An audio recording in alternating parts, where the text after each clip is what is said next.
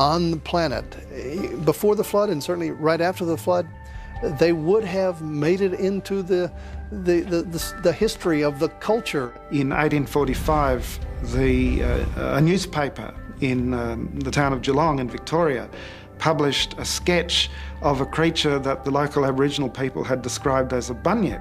Common Aboriginal term for monster. It's often thought of as mythical, but this Aboriginal had big, deep claw marks across his chest, and the description he gave, presumably through an interpreter at the time, was the basis of this sketch in the Geelong Advertiser, and it looks very much like one of the duck-billed dinosaurs.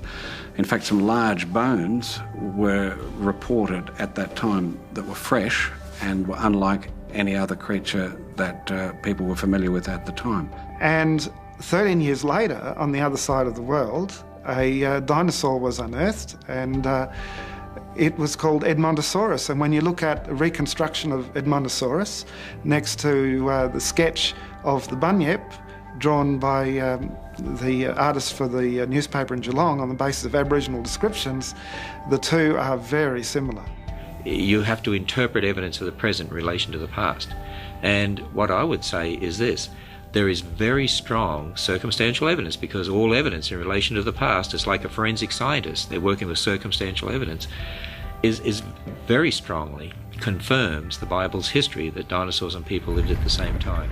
We think many of your dragon legends could actually be stories about what we today call dinosaurs. The reason why you don't find the word dinosaur in the Bible is the same reason why you don't find words like computer or locomotive, because all of those words were invented in the English language well after the Bible was translated into English.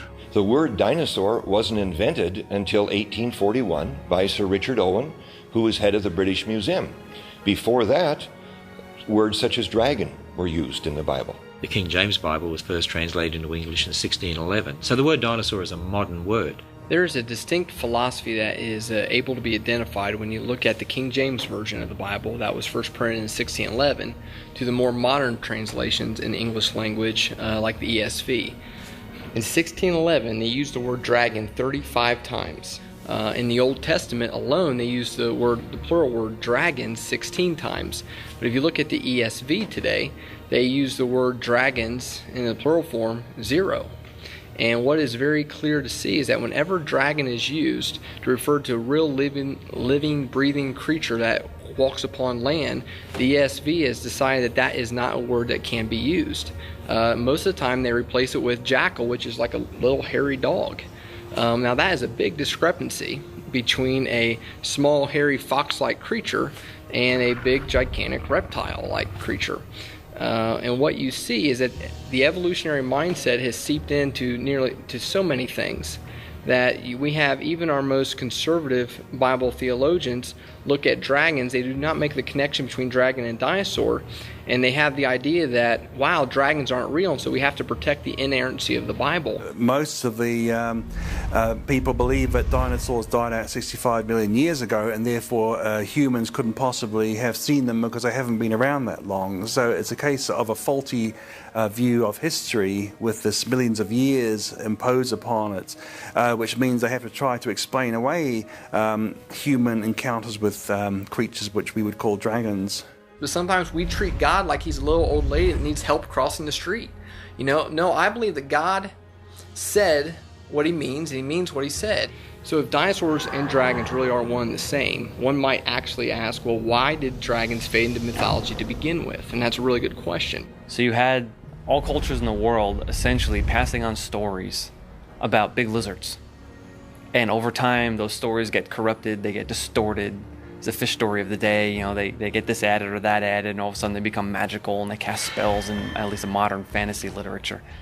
I think that a dinosaur is described in detail more than most other animals in the Bible. I really do. For instance, when you go to Job 40, there we have an account of God speaking with a man called Job, and this was after the flood. And he was saying to Job, look at this animal called behemoth. Now that's just not an English word, that's just a transliteration of a Hebrew word. The Hebrew word there is plural because behemoth is a well-known word for a beast. So behemoth is saying it's the beast of beasts, and God said to Job, behold this. So he was expecting Job to understand what he was talking about, and what I made along with you. So it implies that it was made alongside mankind. And then it says, so it's a beast of beasts made along with mankind. Everything about it is big. His legs are big. His bones are strong like brass and iron. He's an enormous creature, chief of the ways of God. Some Hebrew experts say that means it was the largest land animal God made.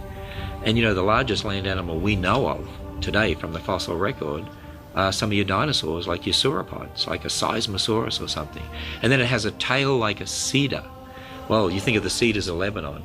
I mean, a tail like a cedar, that'd be an enormous tail.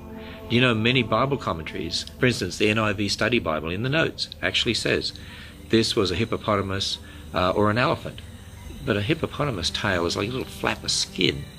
And, an elephant's tail is like a piece of rope hanging in the wind.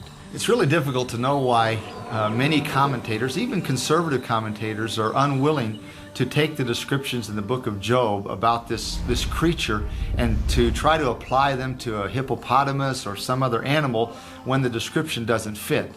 I suppose only they themselves know their motives, and the Lord. Is it that they're afraid of looking foolish or scientifically simplistic or whatever? But it is very clear that the description of the animal there in Job's book is not a hippopotamus. When we look at the description of that creature, it really does seem to fit with a brachiosaur or a patasaurus, sauropod type dinosaur. You read the description of behemoth while looking at a fossil at, say, the Pittsburgh Carnegie Mellon Museum of Natural History, and limbs like great bars of iron, That's exactly the way it looks. Doesn't mean the bones were made out of iron. It means they were just like great big bronze tubes and iron tubes, and these big ribs, this immense belly, this big tail. I mean, we're clearly not describing a pussycat. This fits a dinosaur. Well, Leviathan in Job 41 was not a dinosaur because technically the word dinosaur only refers to land animals.